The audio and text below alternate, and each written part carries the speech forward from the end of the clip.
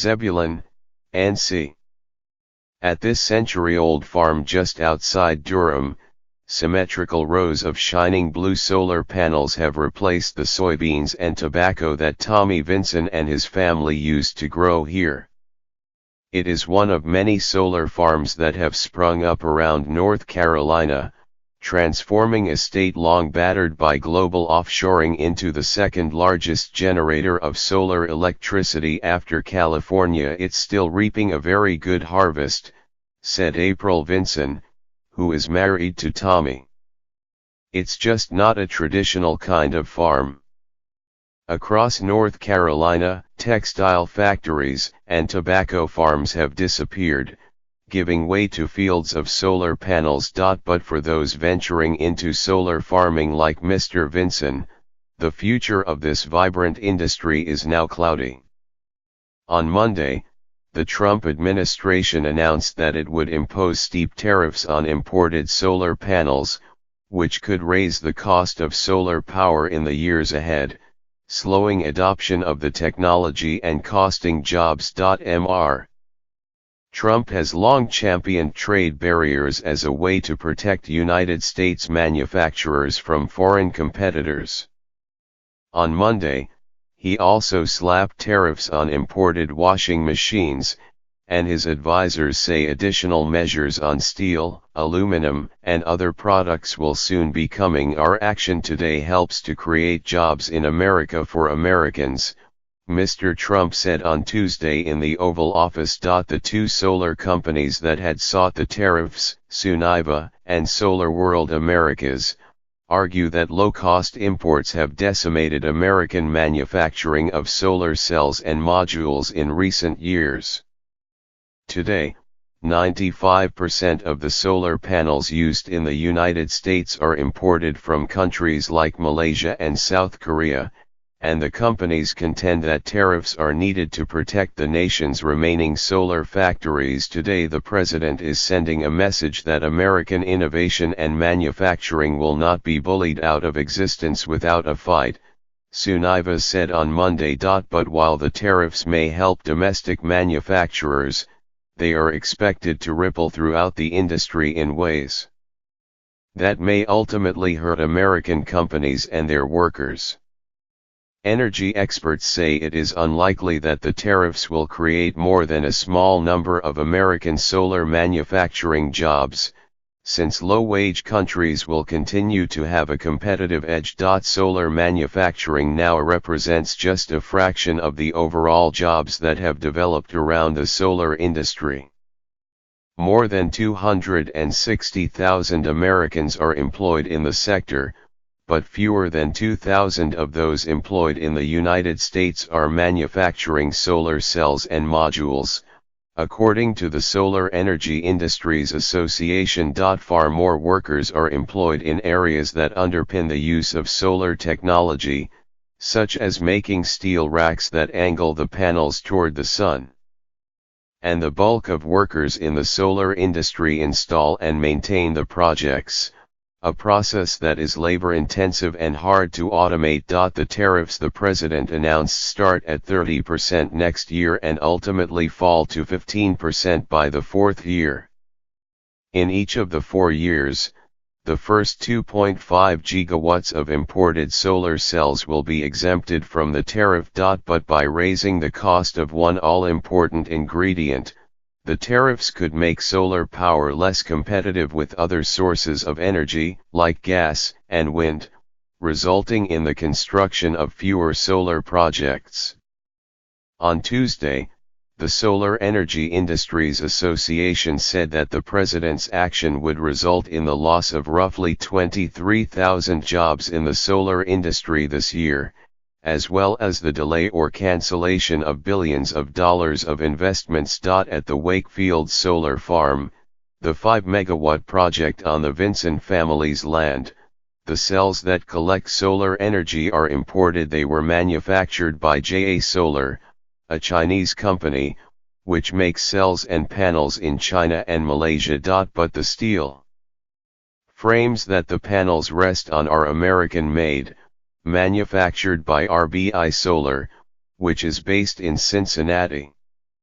The steel that RBI Solar used to make these racks is also American, bought from Worthington Industries in Ohio and Atala Steel in Mississippi. The project was developed and is now operated by Cypress Creek Renewables, a growing company that employs engineers, electricians, and drone pilots in a new glass and brick office building in Durham.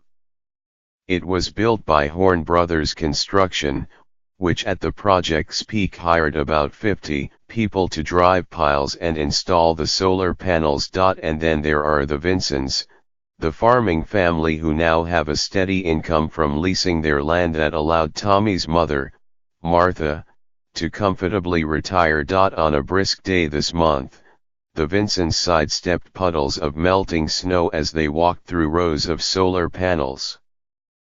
But the sun was still shining, and the air above the panels shimmered with heat.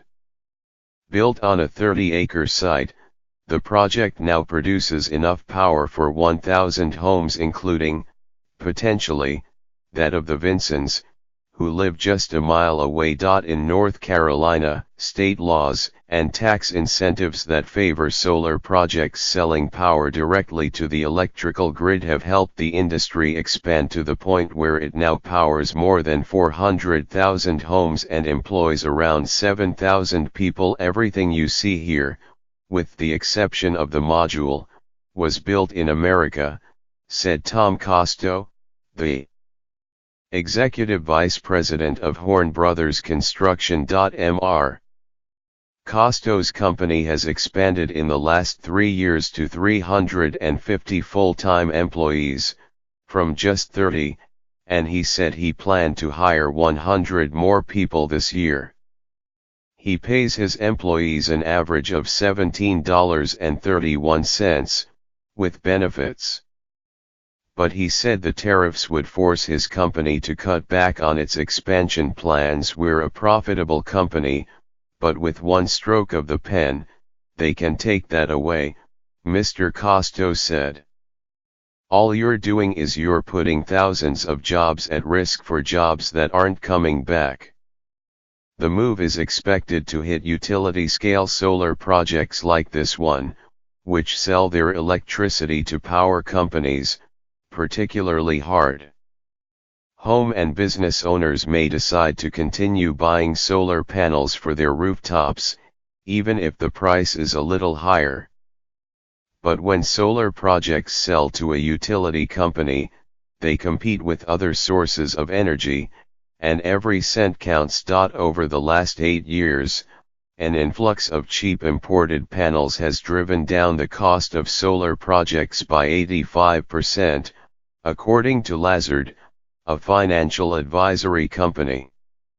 As a result, the number of solar installations has soared to 12 gigawatts last year, from less than 1 gigawatt in 2010. While the tariffs are likely to slow the adoption of solar power in the United States, they will not entirely halt the industry. An analysis by GTM Research found that solar installations will continue to rise from 2018 to 2022, though there will be 11% fewer panels installed as a result of the tariffs. One reason for the muted effect: solar cells and modules account for 1/3 or less of the overall cost of solar systems, and the industry has been relentlessly cutting the costs of all components.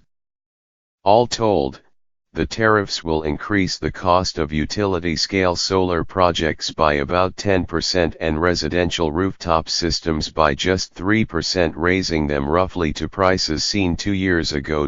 But even a small price increase could slow the industry's growth in states where solar already faces fierce competition from cheap natural gas, such as Florida, Georgia, South Carolina, or Texas. In the Southeast in particular, we were just starting to see solar compete at the margins with natural gas, said MJ Xiao, a solar analyst at GTM Research. Duke Energy, a major utility company in North Carolina, said Tuesday that the tariff would cause it to carefully evaluate the economics of each of its solar projects. The company currently owns more than 800 megawatts of solar power capacity and had planned to build and buy more than 3,000 megawatts in the next 5 years. Many analysts say the tariff may fall short of its goal of reviving solar manufacturing in the United States. While at least one company has reportedly expressed interest in opening a 1,000-worker module assembly plant in Jacksonville, FLA, that is likely to be a rare case. This tariff only puts module prices back to where they were in 2015 or 2016, and U.S. manufacturers weren't competitive then, said Varun Sivaram, an expert on solar power at the Council on Foreign Relations. In the meantime, the companies involved with the long rows of solar panels that have cropped up on the Vincennes land.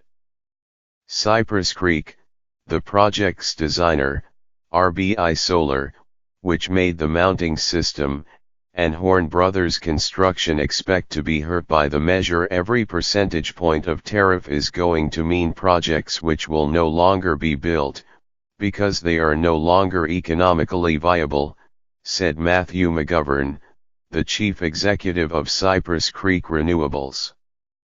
We'll lose projects, no question.